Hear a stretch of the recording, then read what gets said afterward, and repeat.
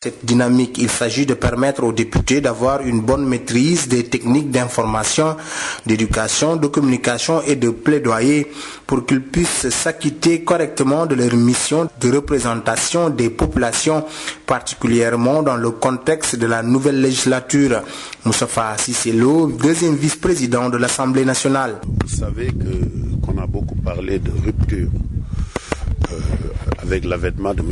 Macky Sall à la tête de l'État du Sénégal. Et au niveau de l'Assemblée nationale, nous adhérons sur cette vision du chef de l'État et nous travaillons à ce que les députés puissent mériter leur mandat. C'est quoi? C'est être au service des populations. Pour être au service des populations, il faut comprendre et connaître les préoccupations des populations. Le réseau des parlementaires pour la population et le développement a été créé en 1995 au sortir de la conférence internationale sur la population et le développement de 1994 organisée au Caire. Les missions du réseau s'articulent entre autres autour du renforcement des capacités des parlementaires, l'élaboration et la mise en œuvre d'un programme d'activité autour des problématiques de développement qui interpellent le Sénégal et l'Afrique. Pierre Claver-Pouy, Mbour Sud FM. Merci à vous, Pierre Claver-Pouy, le correspondant permanent de Sen Radio dans le département de Mbour. Retour à Thiès pour parler du lycée de Fayou, un CM transformé en établissement secondaire il y a de cela 2 ans. Mais malheureusement, le nouveau lycée de Fayou, avec ses 1650 élèves, fait face à plusieurs difficultés, dont un manque criard de salles de classe. Le proviseur se démerde tout de même à satisfaire les préoccupations de ses élèves. Suivons les explications de Abdou Yorondia. Il est le proviseur du lycée de Fayou.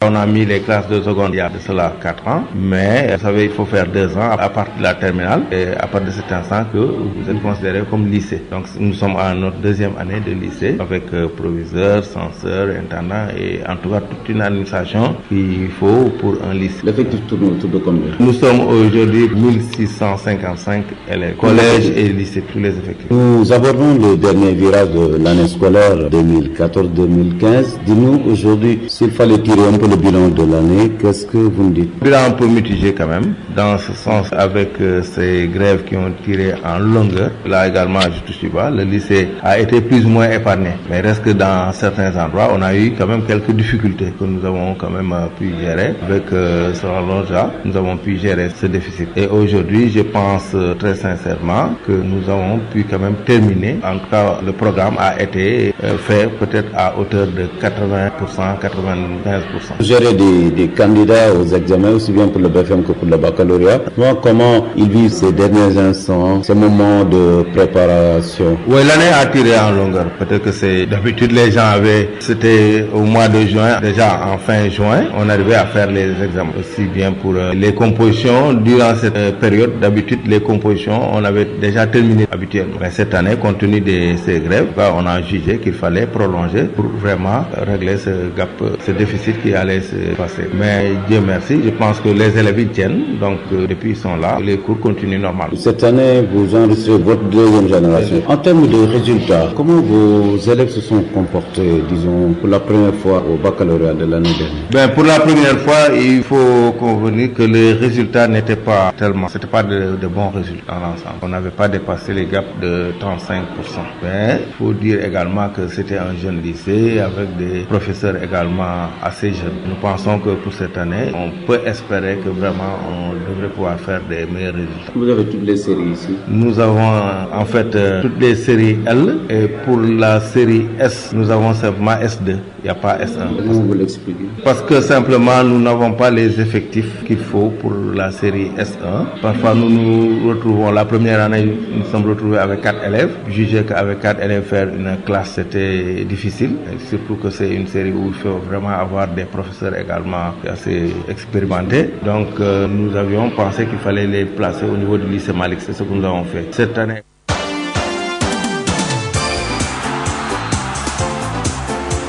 Je donne le coup d'envoi de la base pour juste rappeler à la suite du proviseur Abdou Yorondiaï du lycée de Fayou.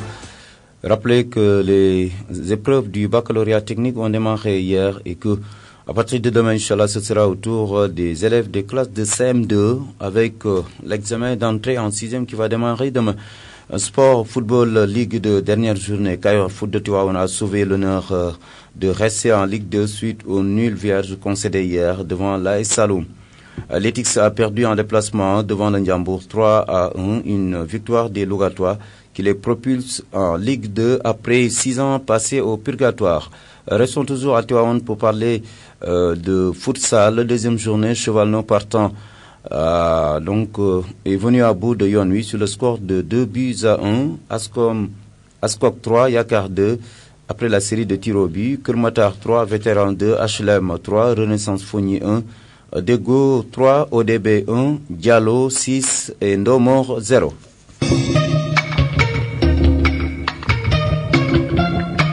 Vous suivez le magazine de la rédaction. Maintenant, face à l'invité.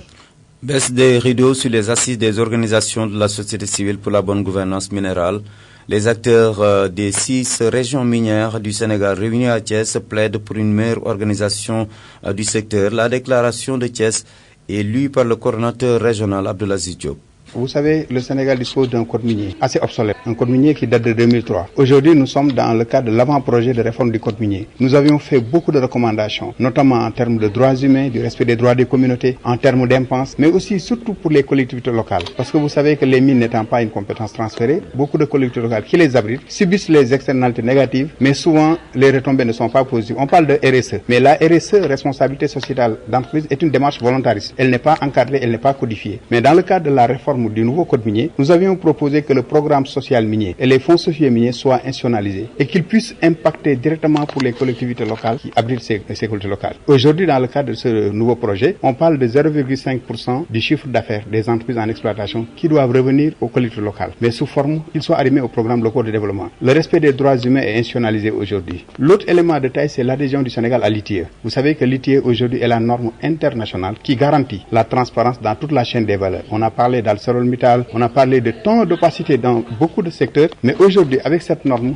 elle va garantir, depuis la transparence, depuis l'octroi des titres miniers, l'octroi des licences, tout sera connu, jusqu'à la distribution des revenus au niveau local. C'est ça qu'on appelle la chaîne des valeurs. L'autre élément, l'autre défi aujourd'hui aussi, comme on le dit, c'est que le Sénégal a un statut de pays candidat à l'ITIE, mais il n'a pas encore ce statut de pays conforme. Pour qu'il obtienne ce statut, il faut que le Sénégal satisfasse à plusieurs exigences et principes mondiaux. C'est des standards mondiaux aujourd'hui dans le cadre de la gouvernance des ressources minérales. Parce que je prends le cas, par exemple, aujourd'hui du Sénégal. De 2003 à 2012, le Sénégal a perdu plus de 400 milliards en termes d'exonération fiscale. Aujourd'hui, on est en train de travailler pour avoir un code minier non seulement attractif, mais qui puisse aussi profiter à l'économie nationale. Nous prenons le cas de la Norvège aujourd'hui, parce que c'est l'exemple des bonnes pratiques. Ils ont un fonds souverain pour les générations futures, parce que les ressources minérales étant épuisables, il faut penser aux générations futures. Aujourd'hui, il y a un fonds souverain de 850 millions d'euros pour les...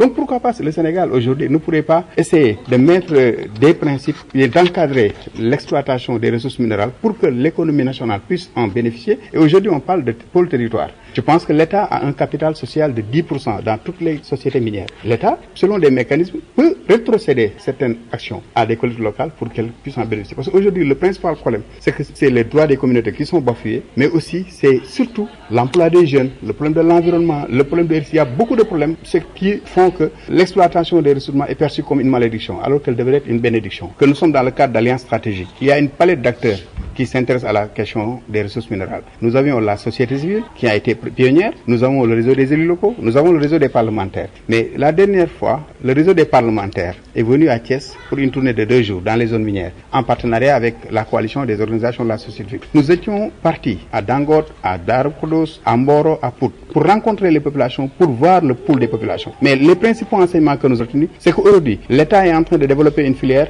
et est en train de tuer une autre filière. Qu'est-ce à dire? Dans la zone des Niayes, aujourd'hui, la filière maraîchère est en train de disparaître. Parce que les producteurs aujourd'hui, non seulement avec les pollutions, mais aussi avec d'autres problèmes. Parce que toutes les terres ont été vendues, ont été cédées à des exploitations minérales, surtout dans la zone des Niayes. Donc aujourd'hui, le principal enseignement que nous avons, c'est que les populations, souvent c'est des sans-voix, les populations aujourd'hui développent des instincts de survie, parce que la dernière fois, les maraîcheurs, 4000 producteurs maraîchers sont sortis pour dire que les ICS qui les alimentaient en eau. Mais là aussi, il faudrait faire une clarification. Il y a une part qui revient aux collectivités locales. L'État a transféré des compétences sans des moyens. Mais il y a une part aussi qui doit revenir à l'entreprise minière, sous forme de RSE, comme on l'a dit tantôt. Mais souvent, elle n'est pas bien encadrée. Et les populations, souvent dans le désarroi, pensent que seules les compagnies minières doivent tout faire. Alors, il appartient à l'État, par exemple, le problème de l'eau, le problème de